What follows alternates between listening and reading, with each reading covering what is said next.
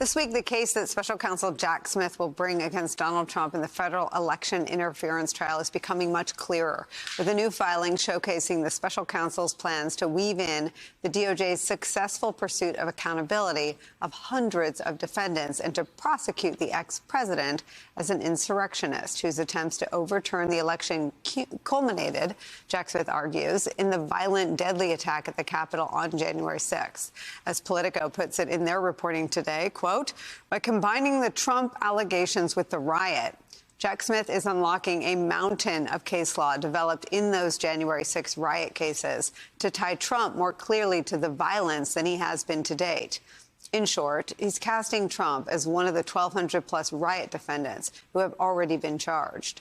Quote, prosecutors, of course, have an extraordinary wealth of such evidence at their disposal. Dozens, if not hundreds, of those charged in the riot have pointed squarely at Trump for motivating their conduct. Thousands of Trump supporters had already begun marching to the Capitol before Trump urged them to conduct their march peacefully and patriotically. Joining our conversation, former lead investigator for the January 6th Select Committee, Tim Heaphy's back with us. Secretary Benson and Basil are still here.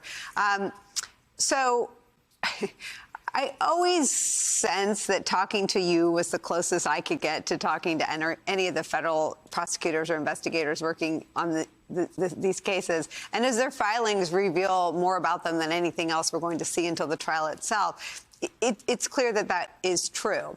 And in the same way that that the committee presented Stephen Ayers as a fact witness to Trump's call and response, and the granularity of when he said to go, they looked at their phones and they left. It seems that Jack Smith was watching or had the same instincts. Is that fair?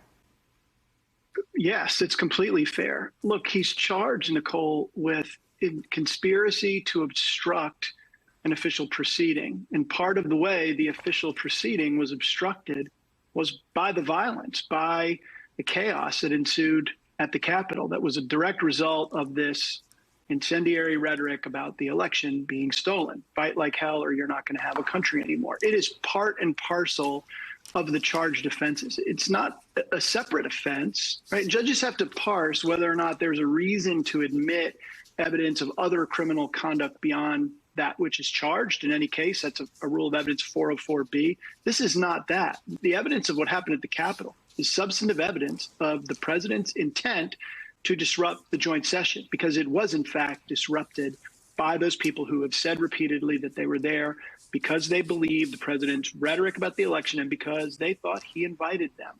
So Jack Smith here is holding a full house on this motion, but more broadly on using all of the evidence gathered in those blue-collar cases at the Capitol as direct evidence in the case against the former president.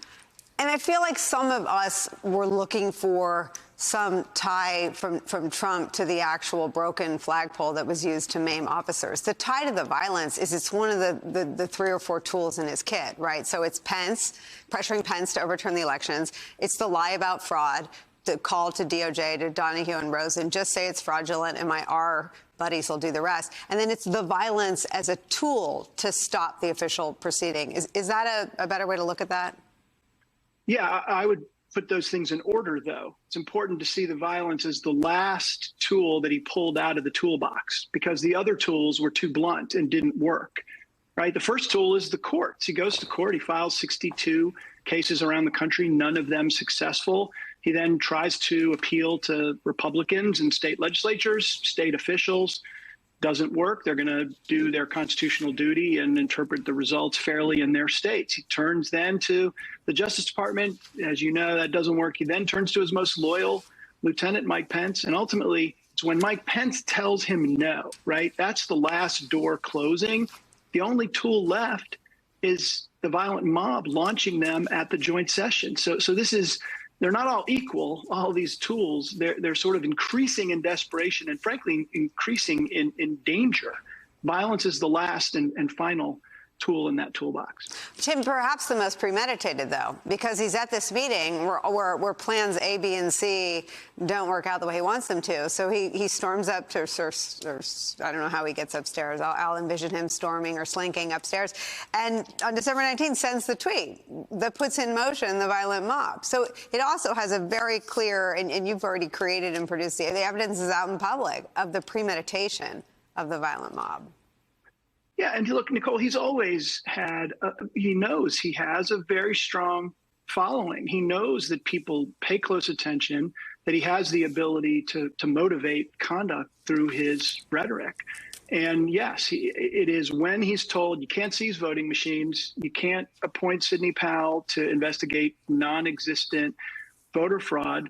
Mike Pence is telling him, I don't think, boss, I can do this. It is at that point that he finally says, all right, be there, we'll be wild. And that is the spark, right? The intentional spark that starts to focus attention on the joint session. Before then, the joint session there's really no attention paid to it within this plan or otherwise, but for the lawyers that see that as a forum in which the vice president or the fake electors could become relevant.